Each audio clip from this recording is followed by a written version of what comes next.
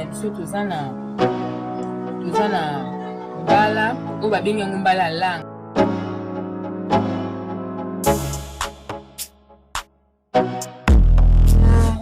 Tomate na ngambuma na litungulu nanga na ai na ndembi na masika na ngai bila fumbwa na ngai eza na balegume oyo narotia na kati naza na tomate nguma namba niki te yango awa sikoyo ekomi ya konika basi baniki yango na machine mboloko na ngai yango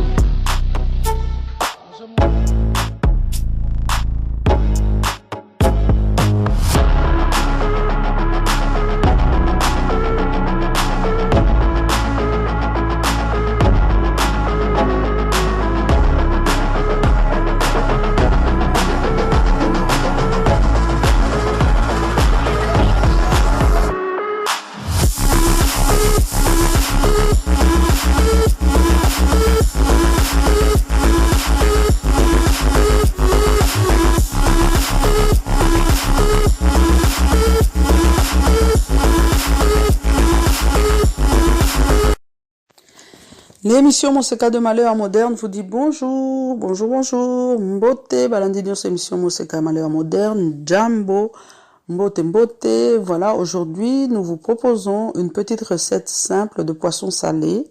Donc, c'est une recette que nous avons dû faire parce que nous voulions faire la prochaine vidéo, donc que vous allez suivre. C'est une vidéo sur le foufou à diata et évidemment, on n'allait pas cuire un foufou et le manger comme ça seul. Donc, on a fait une recette simple de makayabou. Voilà, c'est fait par maman Jeannette. C'est vraiment une recette minimaliste avec très peu d'ingrédients. Donc, pour les personnes qui ne parlent pas le lingala, voilà, la vidéo est en lingala, mais vous pouvez suivre via les images. Vous arriverez à comprendre ce qu'elle a fait exactement. Donc, vous avez votre poisson salé qui est déjà dessalé.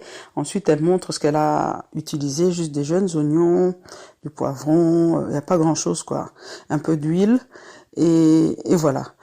Donc, je vous laisse avec maman Jeannette pour cette vidéo de recette de poisson salé simple. Mbote bandeko batali eza ngai maman Jeannette Kinzomba lelo na yeli bino makayabu oyo tobengi ambassade yango bozali komona na bilili eza kaka na kosala ngo kaka simple kaka nakanisi bomoni bisaleli na ngai yango na kozala na posa ya ndembi matungulu pe poivron kaka na huile na ngai nde na kosalela mpona makayabu na ngai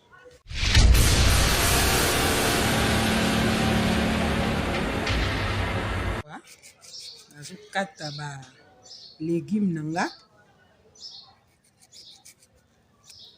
oyo na kosalela na makayabu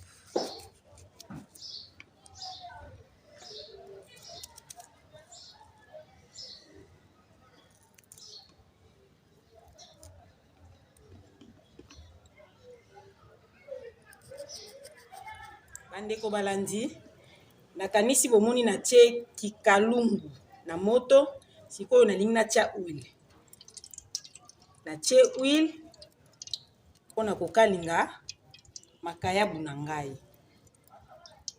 na kokalinga yango pena ekeluka te na kobabola yango kaka na mafuta po ezala pena makasi na monoko te yango wana nakanisi mafuta na ngai ekoki mpona kotia makayabu natie makayabu na ngai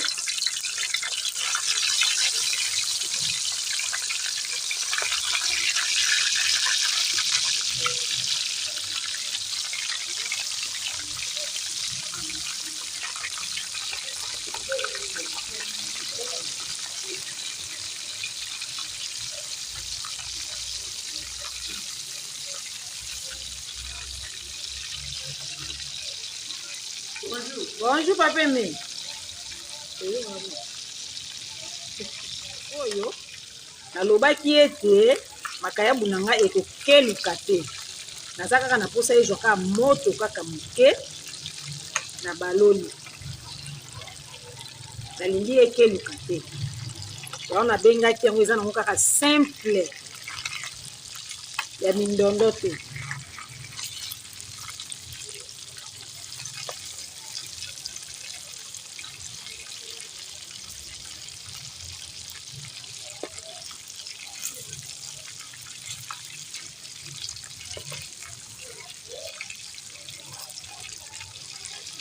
Nalingi ebela mpenza makasi te ekoma makasi te, ozalaka petepete bongo nde nakotia balegime na ngai.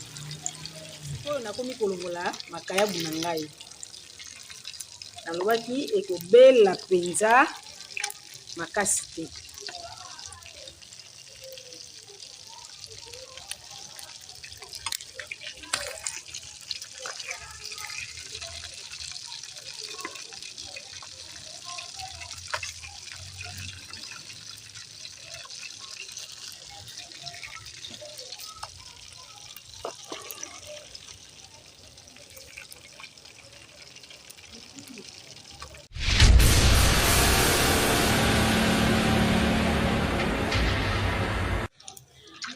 Bandeko batali, nakanisi bomoni ndenge nalongoli makayabu na ngai na moto. Sikoyo ekomi ngala ya kotia ba légumes na nga. Nde na bandi na matungulu, na tena poivron, mbala moko, nakobanda kobalola yango ezika te.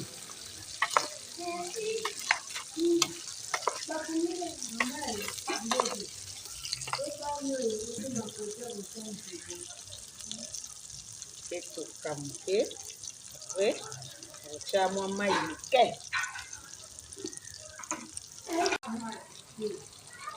nabakisi mwa mai moke mpo elembisa matungulu na nga, me ekotoka makasi te yango wana.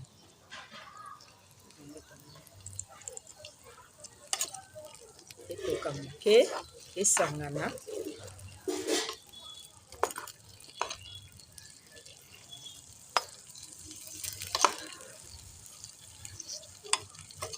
nakolinga te balegime na ngai ebela makasi makasi te, ezala kaka ekobela normal na couleur na ngai.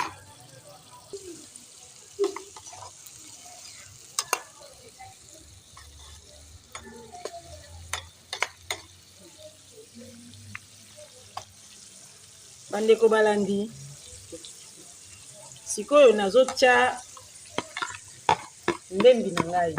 Posa na ngai eza ete biloko na ngai ezala na couleur ya kitoko, echange couleur te, ezala kaka na couleur na ngo. Nde bomoni nabakisi ndembi etoka moke nde nakolonga. Bandeko batali, nakanisi matungulu na nga ndenge boza kotala ngo ebeli, me ebeli kaka na couleur nango. Yango nalingi na sopa sikoyo likolo ya makayabu na nga, nde recette mobimba esuki wana. Nabandi kosopa likolo ya makayabu na ngai, yango nalobaki ete nakosala kaka recette moko ya makayabu simple, nde yango bomoni.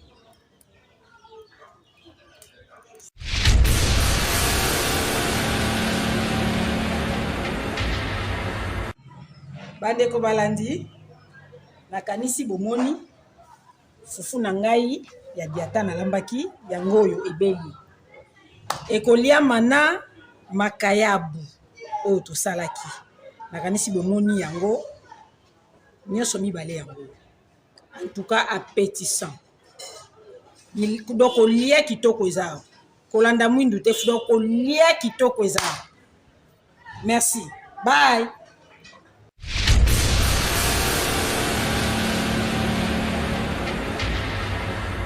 Voilà, notre vidéo est à présent terminée. J'espère que ça vous a plu. Je vous invite vraiment à suivre la prochaine vidéo qui sera mise en ligne. Et là, vous découvrirez le foufou qui accompagnait donc ce plat de makayabu. C'est un foufou particulier, assez foncé. On appelle foufou adiata. Je vous laisserai découvrir lors de cette prochaine vidéo. Bande kotokomi na suka vidéo na biso. Lelo tolakisaki bino recette ya makayabu ya simple o mama Jeannette alambaki kuna na njili.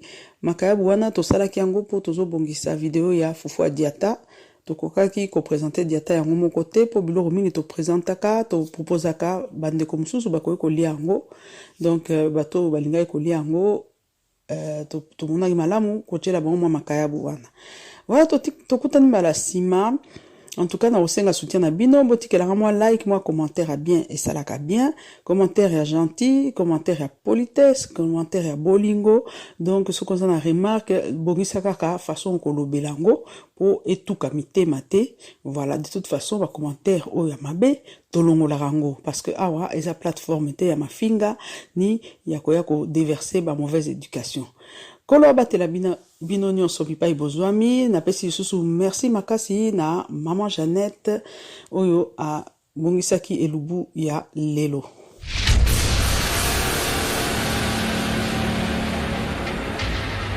Et Sagevant vous propose nos poissons du terroir qui grandit et pêchés au grand et majestueux fleuve Congo, plus précisément à Mbandaka. Donc ce sont des poissons congolais de père et de mère. Ba papa ba maman bandeko, bo lembate, bo sombanzombo mongusu, bambisi oyo, papa la bango na maman la bango azali congolais. Bo benga na numéro 082 63 55 805. Pona ba commande, pona koyeba talo, pe pona koyeba esika ni mbisi ezali. Nous pouvons vous livrer le poisson, donc n'hésitez pas à nous contacter. Peu importe avec quoi vous allez préparer ce poisson, il sera toujours excellent. Goût!